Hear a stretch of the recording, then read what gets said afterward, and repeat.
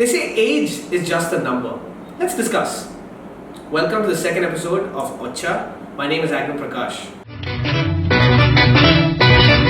According to section 84B of the Indian Constitution, the minimum age for candidacy to become a member of the Lok Sabha is 25 years. If you want to go to the Rajya Sabha, well, you have to be a little older. You have to be 30 years of age. A lot of people have taken offense against this idea, while there are a lot of proponents for this idea. So we decided to sit together and ask people what they thought of this ideology. My name is Sebastian. I'm the founder of Young India Foundation, and I'm interested in where India's young have its place in India's political dynamics. I believe that you aren't a fully franchised citizen until you have the right to not only vote, but the right to contest. And other countries around the world have also legitimized that. And what I believe is that more than half of this country doesn't have that fully franchised right because of something as, I would say that age isn't an embodiment to what level of where you contest and how mature or immature, or if you're qualified to contest or not.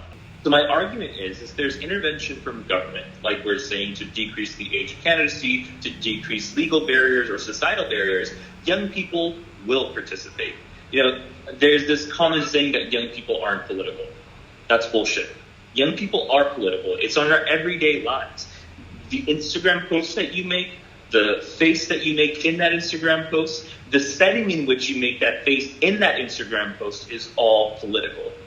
What age in your head or anyone else's head are you actually eligible to contest or to be a fully franchised citizen? We live in a country where you aren't mature, old enough, experienced enough to have representation, but you can legally drink, you can legally marry, you can legally bear the right to have children, you can have sex, you can consume legal drugs if and any there are so, you can drive, you can get a pilot's license, you can join all three branches of the military, so military, Air Force, and Navy. You can go out into the borders and are mature enough to go kill someone. This is the dichotomy that we work and surround, and I think that's the dichotomy that surrounds the hypothesis of your question. We are, producing. We are taking part in India's economy, India's social progress, in India's daily life, yet we are restricted from entering and participating.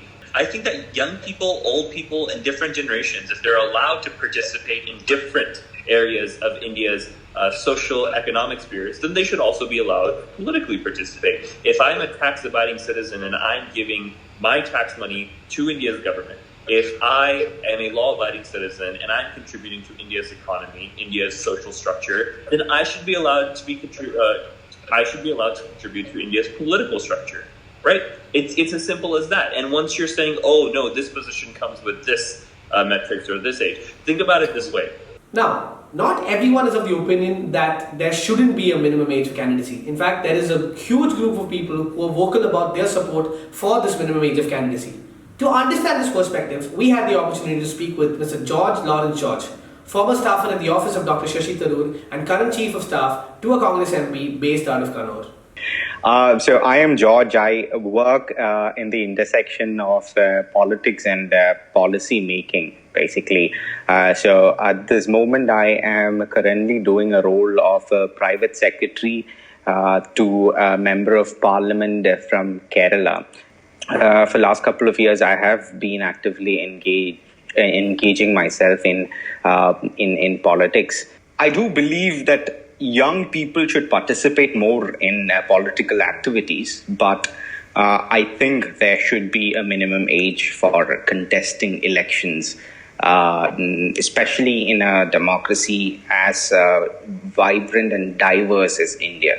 Honestly, I feel there are a set of skill sets that is required in being a successful politician. Irrespective of your personal biases or personal views and ideologies, you represent a group of people, and you have to balance balance your decisions based on on the majority and the minority together.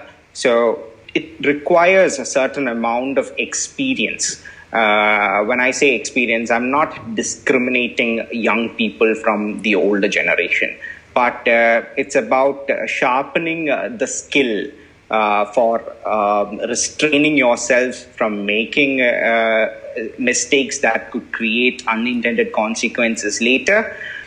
We tend to see people's opinion change over time. So the decision that I make at the age of 20 or the decision that I make at the age of 15 would not be the decision that I may take 10 years later, given the environment is the same, the surroundings is the same, everything is the same. But, during the course of time, we learn to accommodate a lot of views. We learn to accommodate and balance a lot of stakeholders in between. So essentially what I'm trying to convey is, participating in politics, being active and being vibrant in politics is excellent, and we need more youth in politics. But when it comes to being in an elected position, when you're representing a large group of people, for example, a Lok Sabha constituency or a legislative, a state elected position, it represents, especially in a country like India, when the population is higher and the diverseness is higher. When you look back at history, there are no leaders, below the age of 22 22 or 18 that we consider much as a serious player, as a serious stakeholder in terms of,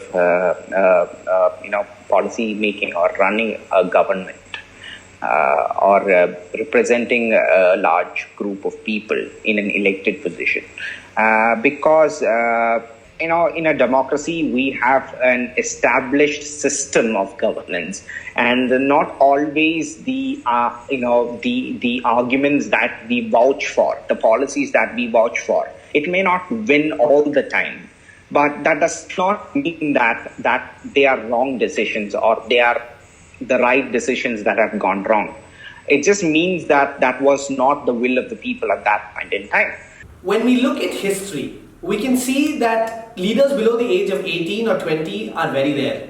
The only outlier that I can think of, in my personal opinion, has to be Joan of Arc, who was, I believe, 15 years old when she led a revolution. Other than that, there have not been many leaders who have been that young.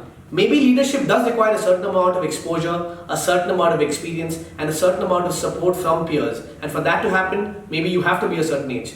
Well, maybe that can change tomorrow too. Maybe you or I could be the next young leader of a vibrant India. So the question remains, at what age do you think people have the intellectual and emotional capacity to deal with the problems that leadership poses to them?